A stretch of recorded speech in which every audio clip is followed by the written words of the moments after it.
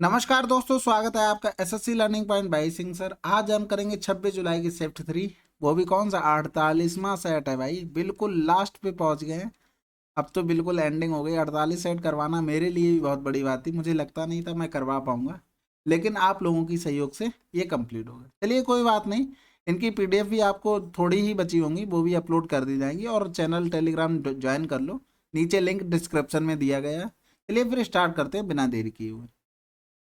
एक दुकानदार ने 24 शर्ट प्रत्येक 20% के लाभ पर और 16 शर्ट प्रत्येक 10% के लाभ पर बेची। यदि वह सभी 40 शर्ट प्रत्येक 15% के लाभ पर बेचता तो उसका लाभ 36 कम होता। प्रत्येक शर्ट का क्रय मूल्य ज्ञात कीजिए। देखो सिंपल सी बात है, 24 का मूल्य मान लो 1 रुपए है, सबका 1 ही रुपए मान लो। अगर 20% के लाभ पर बेचता तो 20% अगर इसका हम निकालते तो 24 दूनी 48 यानी 4.8 रुपीज प्रॉफिट होता। 16 रुपए, 16 शर्ट का अगर 1 रुपए के हिसाब से 16 रुपए हो गया, 10% के लाभ पर बेचते तो 1.6 हो गया। टोटल प्रॉफिट कितना हुआ? 8 6 14, 4 1 5 और 1 6, इतना टोटल प्रॉफिट हुआ। अब कह रहा है भाई सभी 40 को 1 रुपए की मानी थी, 40 वस्तुएं 40 रुपए को 15% के लाभ पर बेचता तो यहाँ से कितना हो गया? 15 चौकू 60 हो गया, यानी कि 6 रुपए प्रॉफिट हुआ। तो कह रहा 36 कम हो जाता। हमारे हिसाब से कितना डिफरेंस आया दोनों में? 0.4 का, बराबर 36 हो गया। प्रत्येक शर्ट का क्रय मूल्य हमने क्या माना था? 1 रुपए माना था, यानी कि भाग कर देंगे तो 36/0.4 ऊपर चला जाएगा 104 ने 36, 90 रुपए आंसर। अगला सवाल, यदि 5 संख्याओं 1 2 3 5 एक्स का माध्य इतना है तो एक्स का मान कितना होगा? सिंपल सी बात है ना, बिल्कुल दिखाई दे रहा होगा कि 5 3 8, 8 2 10, 10 से 11 हो गया, 11 प्लस एक्स और 24 पंजे 120 यानी 12 हो गया, यानी एक्स बराबर 1 आ गया। अगला सवाल, एक्स ने एक खिलौना बाई को 50% के लाभ पर, बाई ने इसे 50% की हानि पर जेड को। यदि एक्स ने एक खिलौना 12,000 में खरीदा तो जेड ने बाई से खिलौना किस कीमत पे खरीदा? तो सिंपल सी बात है, 12,000 में एक्स ने खरीदा, 50% लाभ मतलब यानी कि 3/2, 50% हानि का मतलब हो गया 1/2, यानी कि दो की चीज एक लास्ट बेच दे 1/2 में ही बेचेंगे। तो ये मूल्य में निकाला, 2 दूनी 4 तियां 12 हो गया, 3 त्रिका 9 हो गया, यानी 9,000 रुपये आंसर। अगला सवाल, एक काम को 15 आदमी प्रतिदिन 8 घंटे काम करते हुए 15 दिनों में पूरा कर सकते हैं। एन आदमी प्रतिदिन 10 घंटे काम करते हुए 20 दिनों में उसी काम का दोगुना काम कर सकते हैं। एन का मान बताओ। देखो सिंपल सी बात है, फार्मूला पता है, M1 × D1 × T1 अपॉन हो गया W1 बराबर होता है M2 × D2 × T2 अपॉन हो गया W2। तो M होता है तुम्हारे कौन? मैन होते हैं। D डे हो गया, T टाइम हो गया, W वर्क हो गया। तो देखो M1 कितना था? 15, 8 घंटे काम करते 15 दिनों में एक काम पूरा कर दे। अब कह रहा एन आदमी प्रतिदिन 10 घंटे काम करते हुए 20 दिनों में उसी काम का दोगुना, पहले कितना था? एक, इसका दोगुना कर दिया। सिंपल सी बात, दो पंजे कितना हो गया? 10 हो गया, 5 दूनी 10 मतलब 100 हो गया, पहले काट लो, 5 तियां 15 हो गया, 4 दूनी 8 हो गया, 4 पंजे 20 हो गया, फिर 5 तियां 15, 3 त्रिका 9 दूनी 18 आंसर। अगला सवाल, एक लड़की 25 किलोमीटर प्रति घंटा की चाल से एम से एन तक जाती है और उसी मार्ग से 37.5 किलोमीटर की चाल से एम पर वापस आती है। लड़की की औसत चाल क्या हो गई? देखो तुम्हारी डिस्टेंस क्या हो गई? समान हो गई। तो फार्मूला एवरेज स्पीड का सबको पता है, 2 × 25 × 7.5 प्लस ए प्लस बी होता है, यानी 0.5 तो आएगा ही। 7 5 12 2 हासिल लगा, 1 3 3 6 हो गया, 62.5 हो गया। आप काट दो, 25 25 625 होता है। यहाँ से करेंगे 25 एकम 25 और 25 पंजे 125 होता है।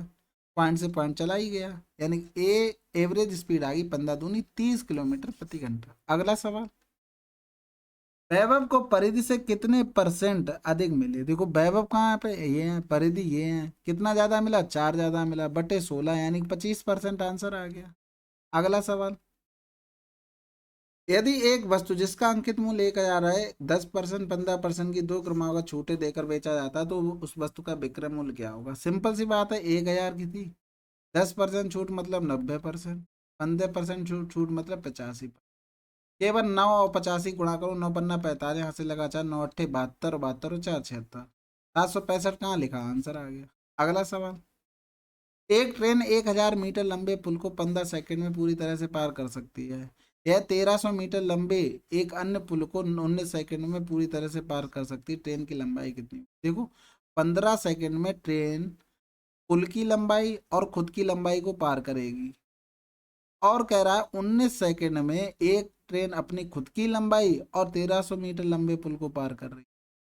ठीक है, एंड में डिफरेंस कितना है? 9, 15, 4, 19, यानी 4 सेकंड में वो कितनी दूरी करेगी? ये कैंसिल आउट हो गया, यानी कि 300। हमें निकालना क्या है? 15 की निकाल लो, यानी कि 15 हो गया 300, 3 × 100/4 × 15। तो ये हो गया 25, 25 × 75 × 15 हो गया। 15×5 की 5 हासिल लगा 7, 15×7 105 और 7 100। यानी कि इसमें जो L + 1000 है ना, इसकी वैल्यू आ गई 1125। तो यहाँ से L की वैल्यू कितनी आ गई? 125 मीटर।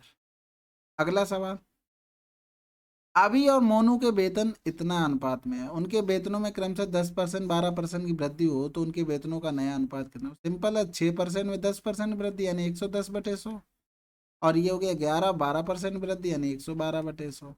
तो 100 से 100 चला गया, 11 कम 11 हो गया, 2 पंजे 10 हो गया, 2 पंजे 10, 2 छक्के 12 हो गया। तो 6 पंजे 30 क्यों करना, पहले काटी तो 2 × 3 = 6 हो गया, 2 दूनी 4, 2 अट्ठे 16, पानती है 15, अनुपात 28 आंसर। अगला सवाल, यदि एक वॉशिंग मशीन के मूल्य में पहले 25% की वृद्धि की जाती है और फिर 25% कमी की जाती है तो उसके मूल्य में हुआ शुद्ध परिवर्तन क्या होगा? हमेशा घाटा होता है ऐसी कंडीशन में। 25 25 625 आंसर। सबको फार्मूला पता है, A+B माइनस का AB/100, प्लस माइनस। पहला क्या था? वृद्धि थी, फिर प्लस होगा, माइनस हो रहा, कमी हो रही, प्लस माइनस माइनस हो गया, यहाँ पर plus minus, plus plus plus होता है, माइनस माइनस माइनस होता है। तो देखो माइनस हो गया, 25 × 25/100 हो गया, तो ये तो कैंसिल आउट हो गया। अगला सवाल, देखो एक तालिका दी गई है जिसमें दुकानों को नाम दिए गए और बेची गई पुस्तकों की प्रतियां दी गई। पूछा गया यदि पुस्तक की प्रत्येक प्रति का मूल्य 70 है तो इन सभी 7 दुकानों को मिलाकर उस दिन बेची गई पुस्तकों की सभी प्रतियों का कुल मूल्य ज्ञात कीजिए। देखो सबको जोड़ के 70 का गुणा करना, जोड़ तो 8 2 10 10 1 11 11 9 20 20 और 10 30 की 0 हासिल लगा 3 4 3 7 3 10 10 6 16 16 3 19 1905 24 2411 25, यानी 35 हो गया। गुणे 70 कर दो, 0 0 हो गया, 7 पंजे 35 हो गया, 7 3 21 और 3 24। अगला सवाल, 12 आदमी 9 दिनों में 20 साल बुन सकते हैं, 27 दिनों में 25 साल बुनने के लिए कितने आदमियों की आवश्यकता होगी? अभी पिछले ही शिफ्ट में इसका फार्मूला बताया था। 12 आदमी 9 दिन में कितना काम कर सकते हैं? 20 साल बन रहा है, तो 27 दिनों में 25 साल बनने के लिए कितने आदमियों की जरूरत होगी? ये सवाल था। 9 × 3 = 27 हो गया, 3 × 4 = 12 हो गया, यहाँ से जाएंगे तो 4 पंजे 20, 5 से काटना पड़ेगा, 5 × 4 = 20, 5 × 25, तो x बराबर आ गया 5। अगला सवाल, किसी राशि को 6.25% की वार्षिक साधारण ब्याज दर पर निवेश करने से n वर्षों में उस पर प्राप्त मिश्रधन मूल राशि का 11/8 गुना होता है, तो n का मान ज्ञात कीजिए। देखो तुम्हारा मूलधन मान लो 8 है, प्रिंसिपल अगर 8 है तो अमाउंट कितना हो गया? 11/8, यानी 11 रुपये। ब्याज कितना मिला? 3 रुपये। यानी फार्मूला सबको याद होगा, 3 का ब्याज मिला 8 रुपये, रेट था 6.25 इंटू एन की वैल्यू निकालनी थी बटे 100। एन क्या है? टाइम है। तो 25 25 625, 25 चौकू 100, 4 हो गया, पॉइंट हटाने के बाद 25 अट्ठे 200 होता, 16 बार, 8 दूनी 16 हो गया, 3 दूनी 6, यानी कि 6 वर्ष हो जाएंगे। अगला सवाल, देखो बिल्कुल कठिन सवाल आ गया फिर से। अब इसे सॉल्व करते हैं, सबसे पहले ऑफ को सॉल्व करते हैं, गुणा हो गया, यानी कि 5×3 = 15/11 = 70 हो गया, 7×3 = 21 हो गया, 11×5 = 55 हो गया, 5/3। यहाँ से करेंगे गुणा तो 33 ऊपर चला जाएगा, इसको काट दो, 33 ऊपर चला गया, नीचे क्या आ गया? 16, 8 दूनी 16 हो गया, 11 दूनी 22, 11 3 माइनस क्या आ गया? 3/2 दूनी 4। बिल्कुल देखो सिंपल सवाल बन गया। जैसे ही तुम ऑप्शन देखोगे नीचे देखो हर में सभी अलग अलग है, बस इनका एलसीएम लेंगे तो 77 × 3 × 4 हो गया, 4×3 = 12, 5×7 = 84, 4 हासिल लगा 8, 5×7 = 84, 8 92, आंसर आ गया। अगला सवाल, एक कार 4 घंटे में 120 किलोमीटर दूरी तय करती है, मीटर पर सेकंड में उसकी चाल बतानी। सिंपल सवाल है, एस बराबर क्या होता है? D/T होता है, फार्मूला सभी को पता होगा। तो 120 किलोमीटर है, 4 घंटे है, इसको चेंज करना किस में? 5/18 गुणा करके मीटर प्रति सेकंड में। बस इतना तो सवाल था। 4×3 = 12 हो गया, 5×3 = 15, 150/18 हो गया, 3×6 = 18 हो गया, 3 पंजे 15 हो गया, 25/3 आ गया। तो 25/3 करेंगे तो 3 अट्ठे 24, 3।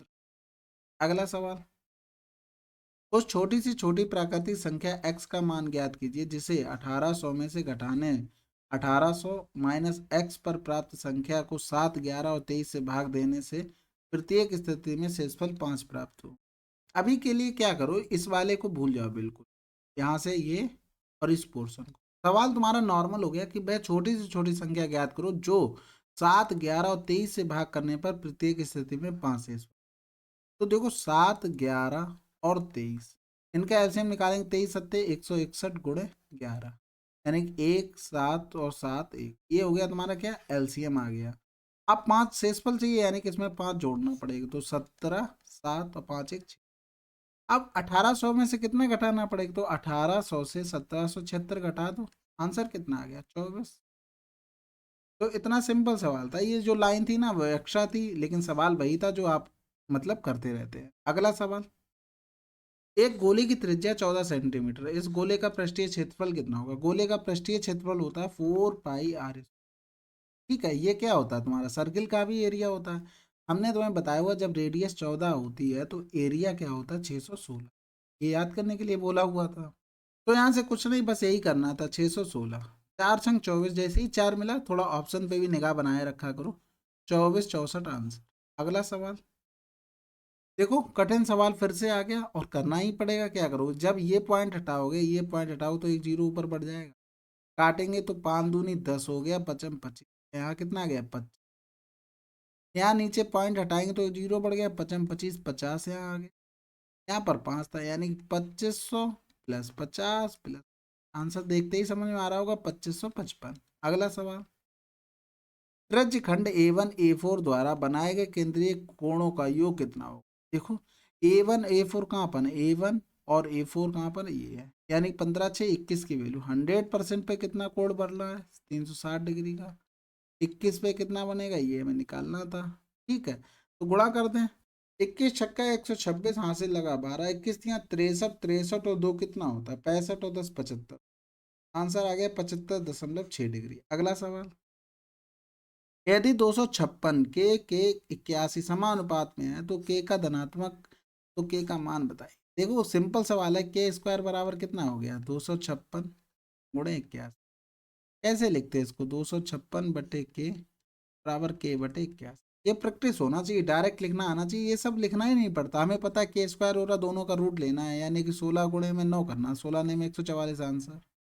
अगला सवाल, दो उम्मीदवारों के बीच एक चुनाव में जीतने वाले उम्मीदवार को वैध मतों का 55% प्राप्त हुए, कुल मतों का 5% अमान्य था।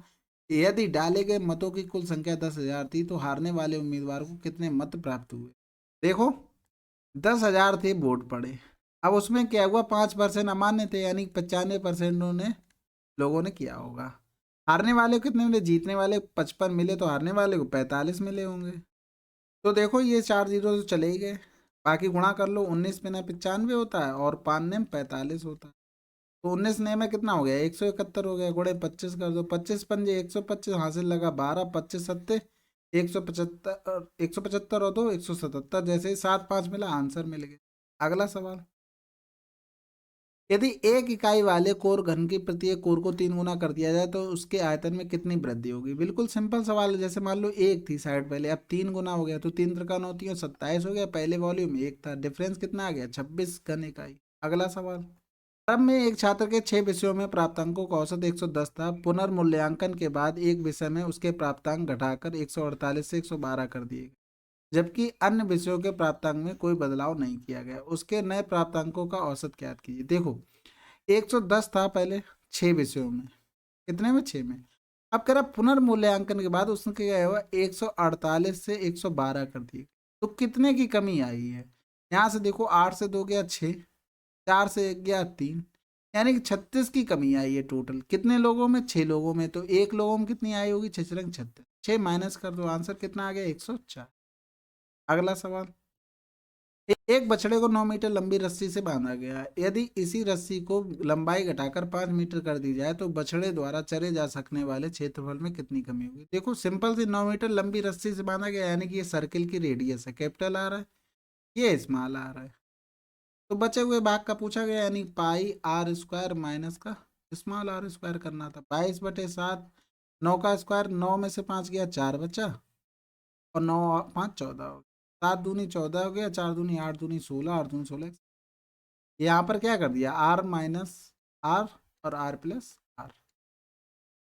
अगला सवाल देखो, बिल्कुल से इतना कठिन सवाल आ गया। 2 दूनी 4, 2 एकम 2, 2 चौकू 8, तो x बराबर 14। इससे कठिन क्या हो सकता है, देखो कैसे लिखते हैं इसको, 2/x 4/28। 2 दूनी 4 हो गया, 2 एकम 2, 2 चौकू 8, x बराबर कितना आ गया 14। अगला सवाल, चलिए 26 जुलाई की शिफ्ट 3 और MTS 2021 के सभी 48 सेट कंप्लीट हो गए। ठीक है, बहुत मेहनत लगी है इनको, आप लोग जैसा मन करे वैसे देखिए, आप लोगों के ऊपर है ये कितने टाइम में आप फिनिश कर पा रहे हैं। और हाँ, पढ़ाई को हमने बहुत बार बता चुके हैं, बिना मॉक के आप इवेल्युएट नहीं कर पाएंगे कि आप कहाँ पर स्टैंड करते हैं। ये आप पेपर देते रहिए, पेपर के बचे 10 दिन, आप 10 दिन में मॉक देना स्टार्ट कर रहे हैं। अब 10 दिन में आप उसमें अगर कुछ कमी आ गई तो आप 10 दिन में क्लियर कर लेंगे, नहीं हो पाएगी ना, कुछ ज़्यादा आ गई फिर क्या करोगे। तो अभी से मॉक दो ना, डेली एक मॉक दो ना, 1 घंटा लगता है मॉक देने में, और 1 घंटा मान लो शुरुआत है तो 1 घंटा तुम्हें एनालिसिस करने में लगेगा, तो उसको कंप्लीट कर लो यार। दिन में पढ़ोगे 8 घंटे 10 घंटे की, नहीं पढ़ोगे फिर करोगे क्या, उसमें 2 मॉक दे लो बस। तो इसी तरीके से पढ़ाई का आपका शेड्यूल होना चाहिए, जो भी प्रॉब्लम है उसे सॉर्ट आउट करते चलो, अभी काफ़ी टाइम है। ठीक है, चलिए फिर मिलते हैं अगले वीडियो में, तब तक के लिए जय हिंद जय भारत।